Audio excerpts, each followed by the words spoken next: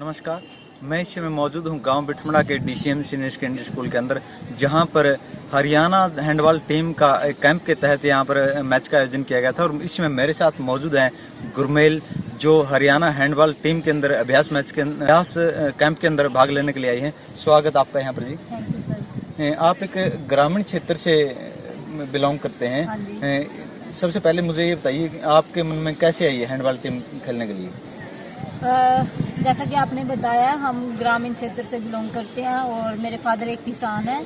तो मेरा एडमिशन सिरसा डेरे में करवाया। वहाँ पे हैंडबॉल की टीम बहुत अच्छी थी। उन बच्चों को मैं पहले एथलेटिक्स करती थी, उन बच्चों को देख के मुझे ये गेम बहुत अच्छा लगा। वहाँ से मैंने ये गेम करना सीखा और उसके बाद हमारा यहाँ पे जो नरवाना नवदीप स्टेडियम है और जींद है, यहाँ पे हैंडबॉल का पूरा हब था। और यहाँ से मैंने यहाँ पे प्रैक्टिस की और यहाँ से मुझे और ज़्यादा अच्छा सीखने को मिला, जिसकी बदौलत मैं इंटरनेशनल प्लेयर बनी और भीम अवार्ड मुझे प्राप्त हुआ। आपकी शिक्षा कहाँ तक? मेरी ग्रेजुएशन डेरे से, उसके बाद मैंने MPED की, फिर BPED और योगा डिप्लोमा और STET क्लियर है। अब PhD चल रही है। आमतौर पर माना जाता है कि खेल और एजुकेशन अलग अलग हैं। जो खेलता है वो पढ़ता कम और जो पढ़ता है वो खेलता कम। आप क्या मानते हैं भाई? आपने एजुकेशन भी आपकी अच्छी रही है और खेलों के अंदर भी आप एक बुलंदी का झंडा जो नेशनल और अंतर्राष्ट्रीय स्तर तक गाड़ चुके हैं। मेरे ख्याल से ये धारणा बिल्कुल गलत है कि जो बच्चा खेलता है वो पढ़ाई में अच्छा नहीं है और वो पढ़ भी नहीं पाएगा, उसके पास टाइम नहीं है। ये बिल्कुल गलत धारणा है। अगर बच्चा ठान ले तो जो बच्चा पढ़ता है तो वो डेफिनेटली बहुत अच्छा पढ़ाई में भी बहुत अच्छा होएगा। मेरा खुद का एग्जाम्पल है कि मैं 10th में मेरे SS में 100 आउट ऑफ 100 आए, +2 में मेरिट, BA में अबव 72% और मास्टर डिग्री भी अबव 70 और STET मेरा क्लियर है और PhD मेरी चल रही है। तो ऐसा, और इवन कि हम एग्ज़ाम टाइम में भी हम कैंप में होते थे, रात हम पढ़ते, सुबह एग्ज़ाम देने, शाम को फिर प्रैक्टिस, और आपके सामने ही है इतनी अचीवमेंट स्टडी में भी और गेम में भी।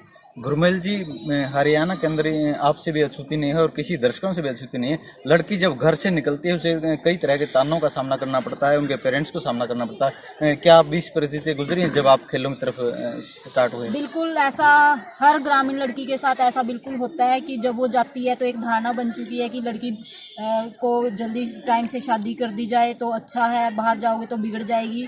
ये धारणा हर किसी के साथ होती है। मेरे साथ भी ऐसा हुआ। मेरे फादर को भी बहुत से लोगों ने बोला कि बाहर लड़की को भेजना ठीक नहीं है, लेकिन मेरे फादर ने नहीं सुनी और उन्होंने मेरे को बुरा सपोर्ट किया, मेरे पेरेंट्स ने, मेरे मामा औरों ने। और ये धारणा तो बनी हुई है, लेकिन इस धारणा को हमने गलत साबित किया और जिसकी बदौलत हमारे हरियाणा में 3 भीम अवार्ड हैंडबॉल को प्राप्त हुए। आपकी रुचि क्यों पैदा हुई इस खेल के अंदर? सबसे पहले ये गेम क्यों चुना आपने? ये गेम अलग हैंडबॉल के अंदर आप इतनी ऊंचाई पर पहुंचे हैं, आपके मन में कैसे आया ये खेल? देखो, हर बच्चे का एक सपना होता है और उस सपना पूरा करने के लिए एक लक्ष्य होता है, और वो लक्ष्य तभी हम अपना निर्धारित करते हैं जब हमें आगे कोई रोल मॉडल हमें मिलता है। तो जिस स्कूल में मेरी स्टडी थी उस स्कूल में हैंडबॉल उस टाइम पूरे टॉप पे चल रही थी, और टॉप पे चल रही थी तो डेफिनेटली हमें ऐसा लगता है कि ये बच्चा नेशनल प्लेयर है तो क्यों ना मैं भी बनूं इस गेम में। तो वहाँ से मेरे को हैंडबॉल खेलने की प्रेरणा मिली। गुरमेल जी, आपकी अचीवमेंट क्या कह रही हैं? कब से आपने खेलना शुरू किया था और अब तक क्या क्या आप सफलताएं प्राप्त कर चुके हैं?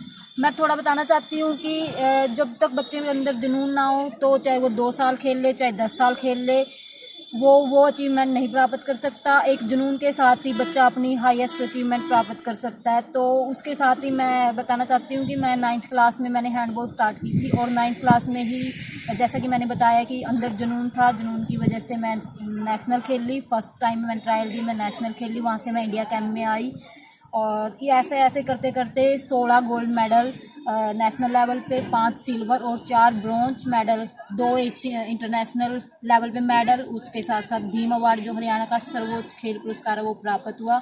और मैं आपको बताना भी चाहती हूँ कि हैंडबॉल में हम कभी सोच भी नहीं सकते थे कि भीम अवार्ड, क्योंकि ये एक साल में सिर्फ 3 ही प्लेयर को मिलता है टीम गेम में, जिसमें कबड्डी भी आ जाती है, हमारी हॉकी भी आ जाती है। कितनी अच्छी है, नेशनल लेवल और इंटरनेशनल पे इनके दोनों के मेडल भी आते हैं और उनको बीट करके भीम अवार्ड प्राप्त करना ये कोई छोटी अचीवमेंट नहीं है। बिल्कुल। आगे आपका क्या लक्ष्य? आप क्या लक्ष्य लेकर आगे बढ़ रहे हैं? फिलहाल तो हमारा लक्ष्य ये है कि हमने नेशनल लगातार 4थी बार चैंपियन बनना है। Very good. हमारी तरफ से और हमारे दर्शकों की तरफ से आपके बहुत बहुत बधाई और आपके एक मंगल भविष्य की कामना करते हैं। अंत में आप मुझे बताइए कि आप प्रदेश की लड़कियों को क्या प्रेरणा देना चाहेंगे?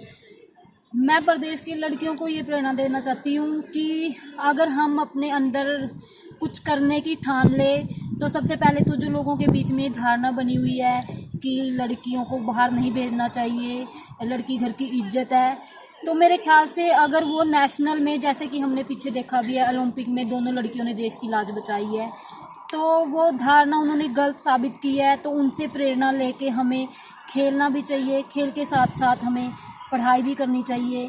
तो मैं सबको यही संदेश देना चाहती हूँ कि हमें अपनी बच्चियों को पूरा मौका देना चाहिए, वो पुराने रूढ़िवादी विचारधारा को ख़त्म करना चाहिए, तभी देश आगे निकलेगा। जब आपने स्टार्ट किया आपको भी तंजाओं का सामना करना पड़ता था, आपके पेरेंट्स को भी सामना करना पड़ता था, ताने कैसे जाते थे। जब आपको भीम अवार्ड मिला उसके बाद आप कैसा फील कर रहे हैं और आपके पेरेंट्स कैसा फील कर रहे हैं?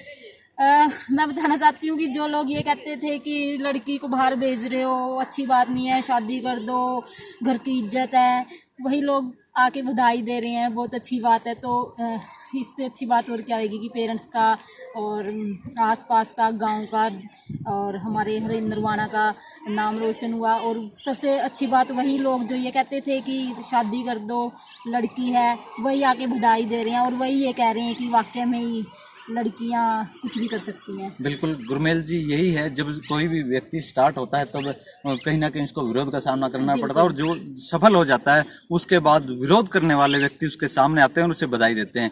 Thank you Gurmel ji. Thank you.